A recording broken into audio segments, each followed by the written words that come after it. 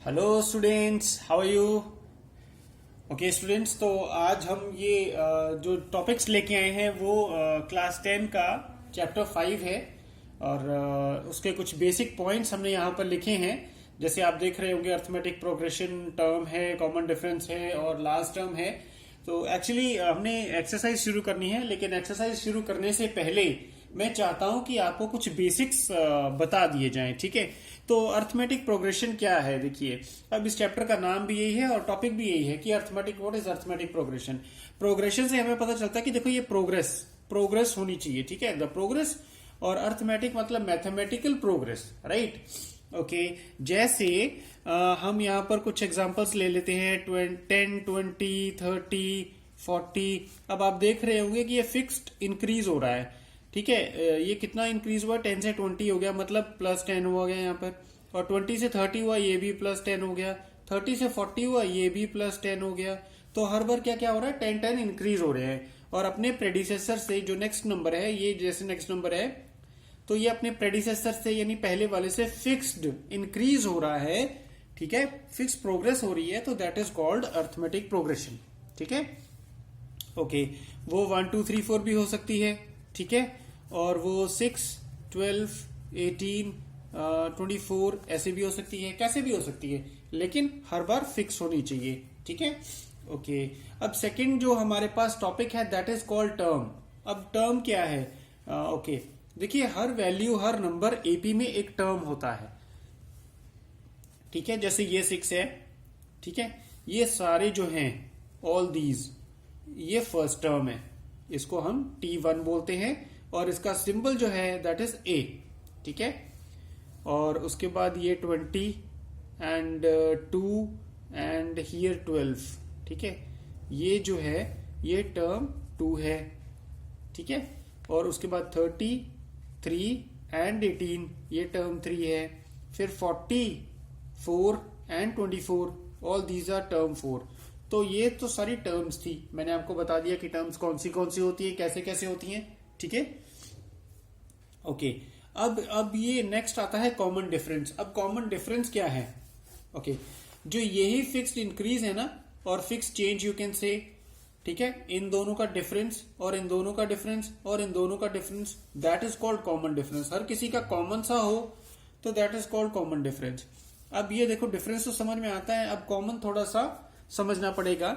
जैसे टर्म 2 में से हमने टर्म 1 निकाला, मतलब ये 20 में से 10 माइनस किया, 20 माइनस 10, तो इसका 10 आ गया। ठीक है, ऐसे ही टर्म 3 में से टर्म 2 निकाला, टर्म 3 में से टर्म 2, 30 माइनस 20, ये भी 10 आ गया।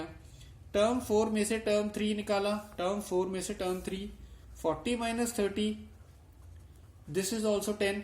तो तीनों का एक सा ही डिफरेंस आया है, एक सा ही सेम डिफरेंस आया है। So this is called common difference. इसका सिंबल डी है। ठीक है, एपी में। और फर्स्ट टर्म का सिंबल मैंने आपको बता दिया, ए है। ठीक है, और लास्ट टर्म यानी अगर किसी की, ये देखो, ये 10, 20, 30, 40, इसके बाद कंटिन्यू नहीं हो रहा। अगर कंटिन्यू हो रहा होगा तो उसकी लास्ट टर्म नहीं है। लेकिन अगर फिक्स है, जैसे 20 से लेके 40 तक ही है, तो 40 इज द लास्ट टर्म और इसका सिंबल एल है। ठीक है, ये सारे आप याद कर लीजिएगा। ठीक है, आइए अब एक्सरसाइज हम शुरू करते हैं। ठीक है, अगर किसी को इस चीज में डाउट है, then he or she can comment me in the comment box and I will be very happy to help, right? Hello students, Harry tutors में आपका स्वागत है। तो आज हम क्लास 10 का चैप्टर नंबर 5 एक्सरसाइज 5.1 सॉल्व करने की कोशिश कर रहे हैं। ठीक है, तो देखिए, ये क्वेश्चन है, चैप्टर का नाम एपी है, यानी अर्थमेटिक प्रोग्रेशन। और मैंने आपको पहले बता ही दिया है कि व्हाट इज अर्थमेटिक प्रोग्रेशन, और उसमें से बेसिक्स जो है वो भी आपको बता दिए हैं कि फर्स्ट टर्म क्या होता है, एपी क्या होती है, लास्ट टर्म क्या होती है, और डिफरेंस किसको बोलते हैं, कॉमन डिफरेंस किसको बोलते हैं, वो सब हमने कर ही लिया है। ठीक है, तो ये क्वेश्चन पे चलते हैं हम सीधा directly. The taxi fare after each kilometre when the fair is ₹15। अब यहाँ पर ये क्लियर बताया कि व्हेन द फेयर इज ₹15, मतलब फेयर जो है टैक्सी का वो 15 रुपीज है for the first kilometre.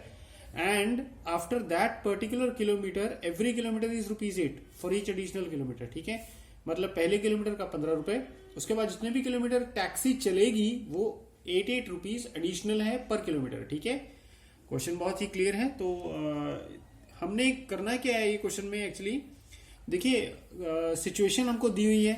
Situation का हमने बताना है कि क्या ये एपी यानी अर्थमेटिक प्रोग्रेशन इससे कंडीशन से बनती है, और अगर बनती है तो क्यों और कैसे बनती है, उसका रीजन देना है। ठीक है, तो सबसे पहले हम ये चेक कर लेते हैं कि ये एपी बनती है या नहीं बनती है।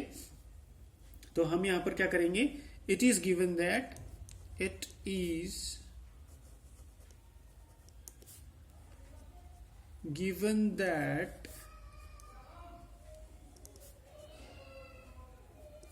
taxi fare for first kilometer कितनी है, ₹15। ठीक है, देन उसके बाद जितनी भी टैक्सी चलती है, taxi fare for up to 2 kilometres.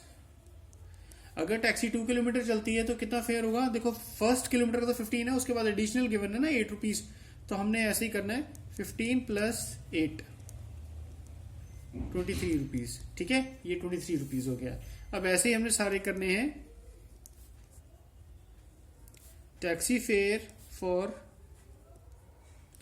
Up to 3 kilometres कितना होगा, 3 किलोमीटर है, इसका मतलब है 1 बेसिक है और बाकी के 2 जो किलोमीटर है दोज आर एडिशनल। तो 15 प्लस 8 प्लस 8, 2 किलोमीटर एडिशनल है तो 2 बार 8 ऐड होगा, तो 15 और ये 16 ₹31 हो गया इसका। ठीक है, अब एक आध और देख लेते हैं, उसके बाद हम इसको सीक्वेंस में लगाएंगे। ठीक है, for up to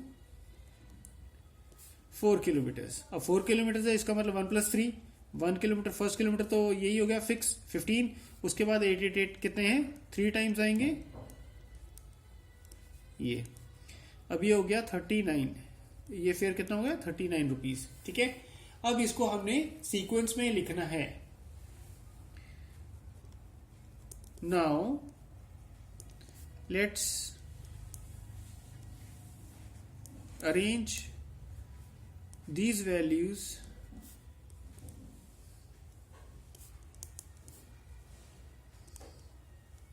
in sequence। तो क्या सीक्वेंस बनेगा, सबसे पहली टर्म तो 15 है, 15 देन फिर 23 फिर 31, ठीक है, और फिर 39। तो ऐसे करके अरेंज कर लेते हैं, 23 31 39 और फिर ये चलता रहता है आगे आगे। तो इनफाइनाइट है, इसमें कोई लिमिट तो दी नहीं है, ना ही कोई लास्ट लिमिट दी है कि ये है लास्ट लिमिट। ठीक है, तो ऐसा कुछ भी नहीं है, तो इतना हो गया। उसके बाद हमने अब इसको देखना है कि ये एपी है कि नहीं है। देखो हमने एक चीज और देखी थी यहाँ पर कि ग्रोथ कितनी है, प्रोग्रेशन कितना है, 888 है। ठीक है, ओके, एक मैं आपको रफ चीज और बता देता हूं, जो एपी है, एपी का सीक्वेंस क्या होता है, ए प्लस डी। अब देखो यहाँ पर फर्स्ट टर्म के साथ डिफरेंस, और फिर 2 बार डिफरेंस 2D, फिर 3 बार डिफरेंस 3D, ऐसे चलता रहता है। तो ये एक सीक्वेंस है एपी का। ठीक है, जो भी जो हमारा टर्म्स हैं और उनको सीक्वेंस में लिखने से अगर ये फॉर्म में आता है then it is an AP. ठीक है, तो यहाँ पर हम देख सकते हैं कि 8 डिफरेंस है, यहाँ पर 2 डिफरेंस है, यहाँ पर 3 डिफरेंस है, 3D ऐड हुआ है। ठीक है, ये 3D हुआ है, तो ये ऑफ कोर्स एक एपी है। तो हम इसको अब लिखते हैं,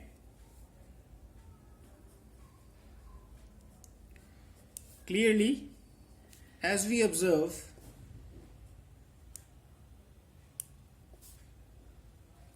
क्या ऑब्जर्व किया हमने,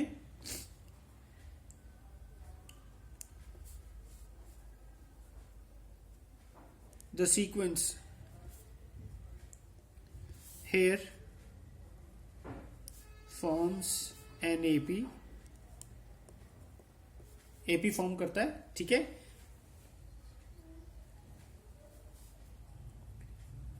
as every progression term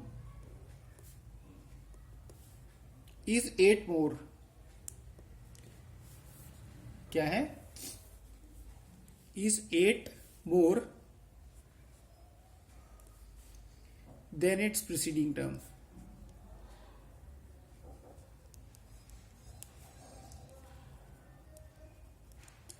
okay, अब हमने यहाँ पर देख ही लिया है कि the sequence forms an AP, ये हमारा आंसर हो गया कि इट इज एन एपी। ठीक है, अब इसका रीजन है as every progression term is 8 more than its preceding term. ठीक है, तो हमने ये भी बता दिया इसका रीजन क्या है। तो यहाँ पर हमारा ये वाला क्वेश्चन खत्म होता है। अगर किसी को कोई डाउट है इसमें या नहीं समझ में आता है, he or she can comment me in the comment box, I will be very happy to help. ठीक है, अब इसके बाद नेक्स्ट क्वेश्चन पे क्या चलेंगे।